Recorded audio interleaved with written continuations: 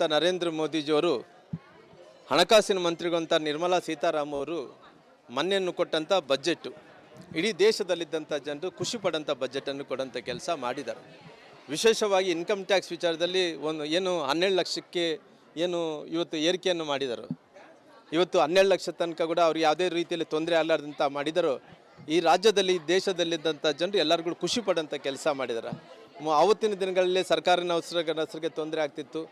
ನಂತರ ಬೇರೆ ಬೇರೆ ಸಣ್ಣ ಸಣ್ಣ ವ್ಯಾಪಾರಸ್ಥರಿಗೆ ತೊಂದರೆ. ಇವತ್ತು 12 ಲಕ್ಷ ಮಾಡಿರೋ ಕಾರಣ ವಿಶೇಷವಾಗಿ ಕೇವಲ ಇನ್ಕಮ್ ಟ್ಯಾಕ್ಸ್ ಒಂದೇ ಅಲ್ಲ, ಇವತ್ತು ಆರೋಗ್ಯ ಕ್ಷೇತ್ರದಲ್ಲಿ, ಕೃಷಿ ರಂಗದಲ್ಲಿ, ಇವತ್ತು ಅದೇ ರೀತಿಯಲ್ಲಿ ಶಿಕ್ಷಣ ರಂಗದಲ್ಲಿ ಎಲ್ಲವನ್ನು ಕೂಡ ಒಳ್ಳೆ ಕೆಲಸಗಳು ಮಾಡೋಂಥ ಕೆಲಸ ಮಾಡಿದ್ದಾರೆ. ಹಂಗಾಗಿ ಇವತ್ತು ದೇಶದ ಪ್ರಧಾನಮಂತ್ರಿಗಳಂತ ನರೇಂದ್ರ ಮೋದಿಜಿಯವರು ಇಡೀ ವಿಶ್ವದಲ್ಲಿ ಭಾರತ ಕೂಡ ಒಂದು ನಂಬರ್ 1 ಸ್ಥಾನಕ್ಕೆ ಬರಬೇಕು.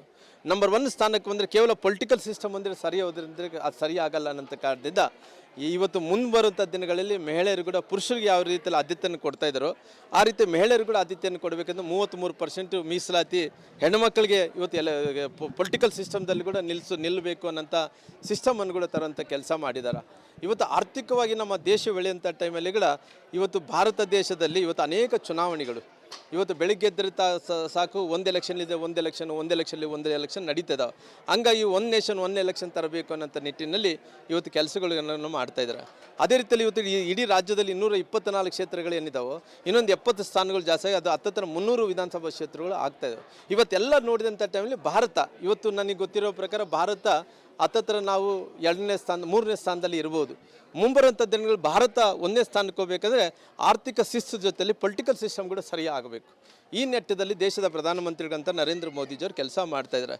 ಕೆಲಸ ಮಾಡೋಂಥ ಟೈಮಲ್ಲಿ ಇವತ್ತಿದ್ದಂಥ ಪರಿಸ್ಥಿತಿಯಲ್ಲಿ ಇವತ್ತು ದೇಶ ಅಂದ ತಕ್ಷಣ ಮುಂಬರುವಂಥ ದಿನಗಳಲ್ಲಿ ಭಾರತ ದೇಶದಲ್ಲಿ ಎಲ್ಲ ರಾಜ್ಯದಲ್ಲಿ ಕೂಡ ಭಾರತೀಯ ಜನತಾ ಪಾರ್ಟಿ ಅಧಿಕಾರದಲ್ಲಿ ಇರಬೇಕು ಅನ್ನೋಂಥ ನರೇಂದ್ರ ಮೋದಿಜಿಯವ್ರ ಕನಸಾಗಿದೆ.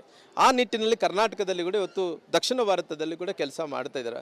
ಅದೇ ರೀತಿಯಲ್ಲಿ ಇವತ್ತು ಸಣ್ಣ ಪುಟ್ಟ ವ್ಯತ್ಯಾಸಗಳೇನಿದಾವೆ. ಇವತ್ತು ನಮ್ಮ ನಾಯಕರೆಲ್ಲರೂ ಕೂಡ ಬೆಂಗಳೂರಿಗೆ ಹೋಗಿದ್ದಾರೆ. ನಮ್ಮ ನಾಯಕರಿಂದ ಪಾರ್ಟಿ ನಾಯಕರು, ಮತ್ತು ನಮ್ಮ ನಾಯಕರಿಂದ ನಮ್ಮ ನಾಯಕರಲ್ಲ, ಪಾರ್ಟಿ ನಾಯಕರೆಲ್ಲರೂ ಕೂಡ ಇವತ್ತು ಡೆಲ್ಲಿಗೆ ಹೋಗಿದ್ದಾರೆ.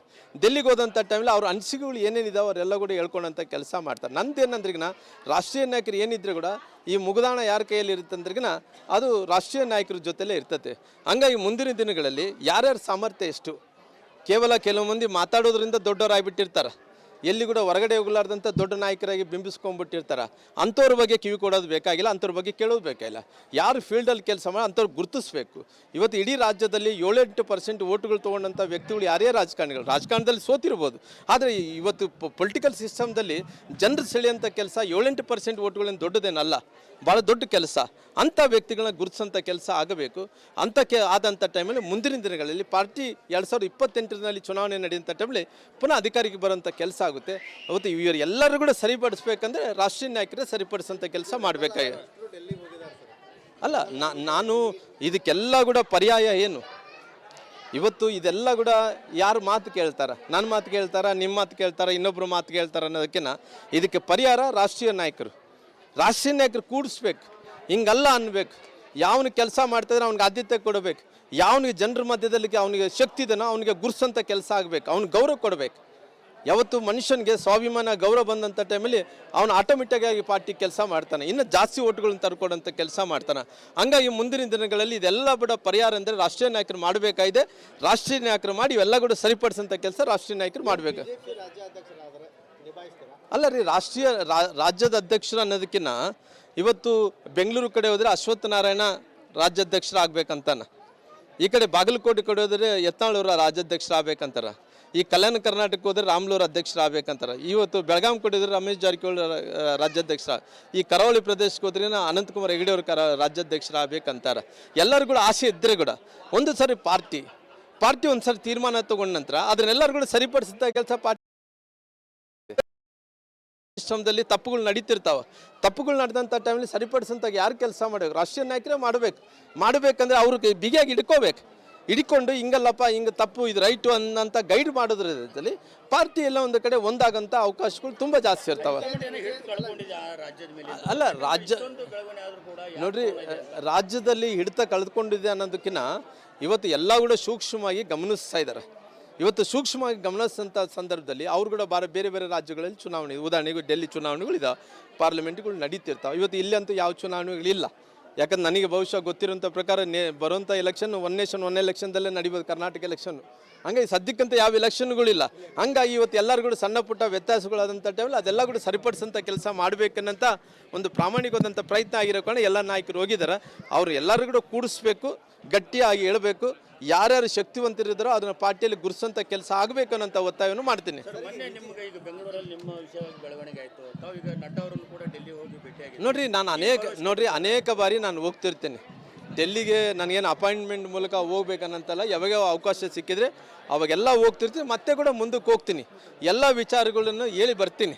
ಯಾಕಂದರೆ ಇಷ್ಟು ದಿನಗಳ ಕಾಲ ರಾಮ್ಲವ್ರು ಸುಮ್ಮನಿದ್ರು ಅಂತ ಹೇಳ್ತಿದ್ರಲ್ಲ, ಇನ್ನು ಮುಂದೆ ಸುಮ್ಮನೆ ಇರೋದೇನಿಲ್ಲ. ಇವತ್ತು ಇನ್ನು ಮುಂದೆ ನಾವಿದ್ರು ನಾವು ಕೂಡ ಮಾತಾಡೋದೆ, ಏನಿದ್ರೆ ಅದು ಮಾತಾಡೋದು, ಯಾರ್ದು ಮುಲಾಜೇನಿಲ್ಲ. ಇಷ್ಟು ದಿನ ಏನಪ್ಪ ಅಂದರೆ ಮಾತಾಡಿದರೆ ಡ್ಯಾಮೇಜ್ ಆಗಬಾರ್ದು ಪಾರ್ಟಿಗೆ ಅಂತ ಸುಮ್ಮನಿದ್ವಿ. ಈ ಸಾರಿ ಏನನ್ನ ನಮ್ಮಂಥವ್ರನ್ನ ಈ ಸಾರಿ ಏನನ್ನ ಅಪಮಾನ ಮಾಡೋಂಥ ಕೆಲಸ ನಾವು ಬೀದಿಗೆ ಇಳಿದು ಮಾತಾಡೋ ಮಂದಿನ ಯಾವುದು ಲೆಕ್ಕ ಮಾಡಲ್ಲ ನಾವು. ಅಲ್ಲ ನೋಡ್ರಿ ಅದು ಆಲ್ರೆಡಿ ನಾನು ಮಾತಾಡಿದ್ದೀನಿ. ಏನು ವಿಚಾರ ಅಲ್ಲಿ ಏನಾಗಿತ್ತು ಅದ್ರ ಬಗ್ಗೆ ನಾನು ಮಾತಾಡಿದ್ದೀನಿ. ಪುನಃ ಅದ್ರ ಬಗ್ಗೆ ನಾನು ಮಾತಾಡೋದು ಇಷ್ಟ ಇಲ್ಲ. ಇದೆಲ್ಲ ಕೂಡ ಸರಿ ಹೋಗ್ಬೇಕನ್ನಂಥ ವಿಚಾರದ ಬಗ್ಗೆ ರಾಷ್ಟ್ರೀಯ ನಾಯಕರು ತೀರ್ಮಾನ ತಗೋಬೇಕು. ನಾನು ಅವಕಾಶ ಇರೋಂಥ ಟೈಮಲ್ಲಿ ಹೇಳಿ ಬರೋಂಥ ಕೆಲಸ ಮಾಡ್ತೀನಿ. ಅಲ್ರಿ ಕರೀತಾರ್ರಿ. ಇವತ್ತು ರಾಮ್ಲವ್ರು ಯಾವತ್ತು ಕೂಡ ಪಾರ್ಟಿ ಬಿಟ್ಟೋಗಲ್ಲ ಅನ್ನೋಂಥದ್ದು ಇಡೀ ರಾಜ್ಯದ ಜನರಿಗೆ ಗೊತ್ತಿದೆ. ಇವತ್ತು ಕ್ರೆಡಿಬಿಲಿಟಿ ಇರೋ ಕಾರಣ, ಒಳ್ಳೆ ವ್ಯಕ್ತಿ ಆಗಿರೋ ಕಾರಣ ಕರೆದಿರ್ಬೋದೇನೋ. ಹೋಗೋಂಥದ್ದು ನನ್ನ ಮನಸ್ಥಿತಿ ಅಲ್ಲ. ನಾನು ಹೋಗ್ಬೇಕಂದ್ರೆ ನಾನು ತಡೆಯೋಕ್ಕಾಗುತ್ತೇನ್ರಿ? ನಾನು ಏನು ಜೈಲಲ್ಲೆಲ್ಲ ಇಡೋಕ್ಕಾಗುತ್ತೇನ್ರಿ? ಯಾರು ಇಡೋಕ್ಕಾಗಲ್ರಿ. ಈಗಿನ ಕಾಲದಲ್ಲಿ ಯಾರು ಮಾತು ಕೇಳಲ್ಲ. ನನ್ನ ಮನಸ್ಥಿತಿಯನ್ನು ಭಾರತೀಯ ಜನತಾ ಪಾರ್ಟಿ ಈ ದೇಶದಲ್ಲಿ ಮೋದಿಯವರ ಪಾರ್ಟಿಯನ್ನು ಕಟ್ಟುತ್ತದೆ. ಕರ್ನಾಟಕದಲ್ಲಿ ಮುಂದಿನ ದಿನಗಳಲ್ಲಿ ಪೂರ್ಣ ಬಹುಮತದಿಂದ ಸರ್ಕಾರ ಬರಬೇಕನ್ನಂತಾರೆ ನಾವು ಕೆಲಸ ಮಾಡಬೇಕಂದ್ರೆ ಈಗಿನ ಪರಿಸ್ಥಿತಿಯಲ್ಲಿ ನಮ್ಗೆ ಆಕ್ಸಿಜನ್ ಯಾರು ಕೊಡಬೇಕು, ಕಾನ್ಫಿಡೆನ್ಸ್ ಯಾರು ಕೊಡಬೇಕು, ನಮ್ಗೆ ಎನರ್ಜಿ ಯಾರು ತುಂಬಬೇಕಂದ್ರೆ ನಮ್ಮ ನಾಯಕರು, ರಾಷ್ಟ್ರೀಯ ನಾಯಕರು, ರಾಜ್ಯ ನಾಯಕರು ತುಂಬಬೇಕಾಗಿದೆ. ಇವತ್ತು ಎನರ್ಜಿ ತುಂಬಿಲ್ಲ, ನಮಗೆ ಕಾನ್ಫಿಡೆನ್ಸ್ ತುಂಬಿಲ್ಲ.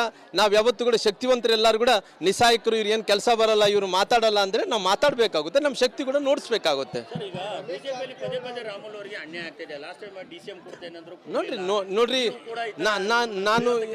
ನಾನು ಇನ್ನು ಮುಂದೆ ಏನೇ ಇದ್ರೆ ಕೂಡ ಪಬ್ಲಿಕ್ ಜೊತೆ ನಾನು ಮಾತಾಡ್ತೀನಿ. ಇಷ್ಟು ದಿನಗಳ ಕಾಲ ಮಾತಾಡಿಲ್ಲ, ಇವು ಮಾತಾಡೋಂಥ ಕೆಲಸ ಮಾಡ್ತೀನಿ. ಇವತ್ತು ಮಾತಾಡಲ್ಲ ಅಂದ್ರೆ ನಾನು ಒಳ್ಳೆತನ, ನಂದು ದೌರ್ಬಲ್ಯ ಅಂತೇಳಿ ತಿಳ್ಕೊಬಾರ್ದು ಯಾರು. ಇನ್ನು ಮುಂದೆ ಮಾತಾಡ್ತೀನಿ, ನಾನು ಡಿಬೇಟ್ ಮಾಡ್ತೀನಿ. ನಾನು ಬುದ್ಧಿವಂತಿದ್ದೀನಿ, 30 ವರ್ಷ ರಾಜಕಾರಣದಲ್ಲಿದ್ದೀನಿ. ಯಾರು ಎತ್ತ ಅನ್ನೋದು ಎಲ್ಲರೂ ಕೂಡ ನನ್ನ ತೂಕ ಹಾಕೋಂಥ ಶಕ್ತಿ ನನಗಿದೆ. ಭಗವಂತ ಡಿಬೇಟ್ ಮಾಡ್ತೀನಿ. ಇಲ್ಲ, ನಾವು ನೋಡಿ ಎಲ್ಲರೂ ಕೂಡ ಪಾರ್ಟಿ, ನಮ್ಮ ಎಲ್ಲ ನಾಯಕರು ಕೂಡ ರಾಮ್ಲು ಪಾರ್ಟಿ ನಮ್ಮೆಲ್ಲರೂ ಕೂಡ ತಾಯಿ ಇದ್ದಂತೆ. ಆ ತಾಯಿ ಸ್ಥಾನದಲ್ಲಿದ್ದಂಥ ಆ ತಾಯಿಗೆ ಸಮಾನವಾದಂಥ ಸ್ಥಾನ ಯಾರು ತುಂಬಕ್ಕಾಗಲ್ಲ. ಪಾರ್ಟಿ ಬಿಡೋಂಥ ಪ್ರಶ್ನೆ ಇಲ್ಲ. ಪಾರ್ಟಿಯಲ್ಲೇ ನಾವು ಇದ್ದು ಸಂಘಟನೆ ಮಾಡ್ಕೊಂಡು ಹೋಗ್ತೀವಿ.